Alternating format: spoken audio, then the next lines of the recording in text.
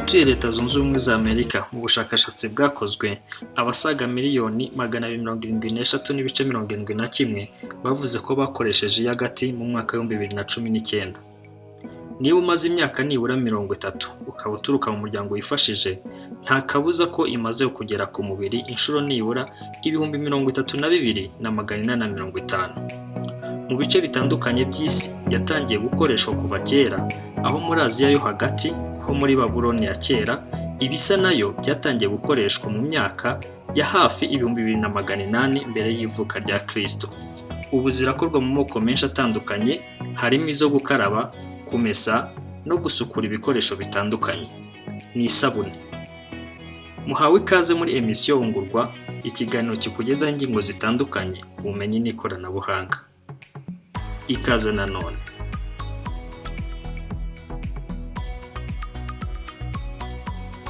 Isabune ni ibibyibushye fats cyangwa amavuta byavanzwe na alkali cyangwa lye ku bipimo bigennye.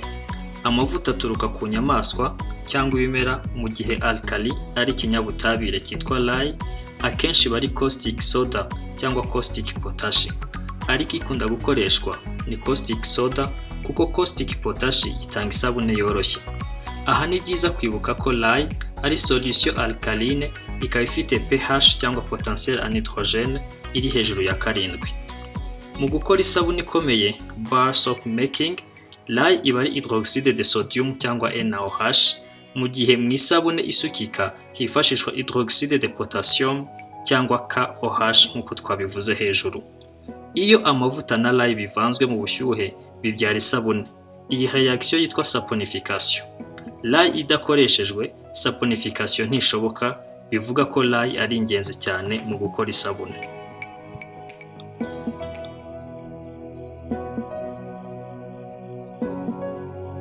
Muri make rero, isabune igizwe n'ibikoresho bibiri by'ingenzi ndetse n'inyongera zidufasha guha isabune impumuro cyangwa ibara dushaka, ndetse no kongera ubushobozi bwayo bitewe n'icyo yagenewe gukora.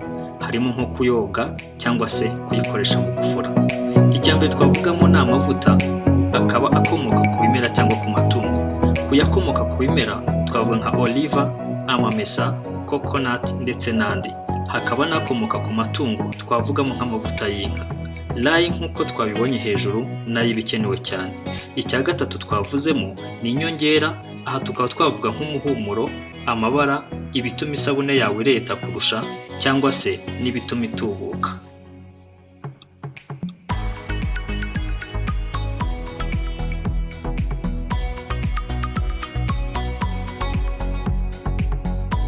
Mu gihe isabune ikorwa, hari intambwe zigomba gukurikizwa. Iya mbere ni uko ukwiye kuyaza amavuta urufuro rugashiramo. Ibi uzabimenya mu gihe ukozamo urupapuro rw'umweru ukaruzamura rudahindutse.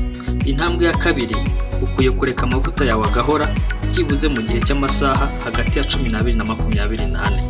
Intambwe ya gatatu ni uko ushyiramo caustic soda ikwiye wabanje kuyengesha mu mazi, ukayitereka nibura hagati y'amasaha 28 na 48. Ugasukamo gahoro gahoro ariko unavanga. Ukavanga ibyo ngibyo iminota igera kuri 30. Indi ntambwe, ongeramo ibara niba ari ngombwa. Nyuma yo kuryongeramo uvanga iminota igera kuri 30. Ongeramo kandi umuhumuro niba ari ngombwa, nurangiza uvange mu gihe kingana n'isaha. Shyira isabune yawe mu iforoma kugira ngo igire ishusho runaka. Isabune yawe rero iyo imaze gufata iyi shusho, ushobora kuyikoresha nyuma y'amasaha 28.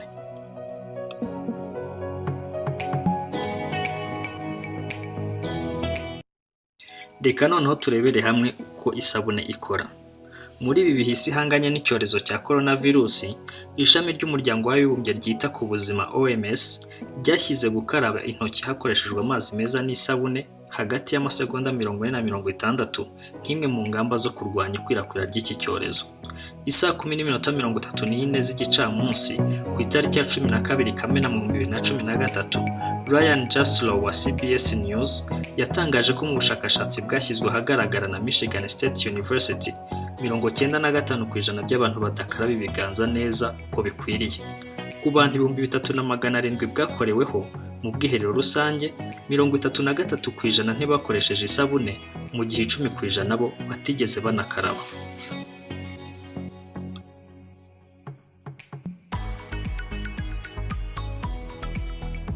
Mu mpuzanzira z'ubutabire formule chimique, isabune igizwe n'ibice bibiri. Kimwe ni hydrophobic tail, umurizo ugizwe na atome za carbone na hydrogene, mu gihe ikindi gice ari hydrophilic head, umutwe ugizwe na hydroxyl, ikaba yo ituruka kuri alkaline. Uyu mutwe wihuza n'amazi, naho umurizo ugafata ku kizinga cyangwa umwanda biri wenda ku mwenda uba washyizwe mu mazi. Ibi bice bibiri by'isabune, soap molecules, nibyo biyiha ubushobozi bitewe n'uburyo byitwara ku mazi, affinity for or aversion to water molecules. Ni muri ubwo buryo rero umutwe n'umurizo bita birandura wa mwanda ukareremba mu mazi akawutemba naryo.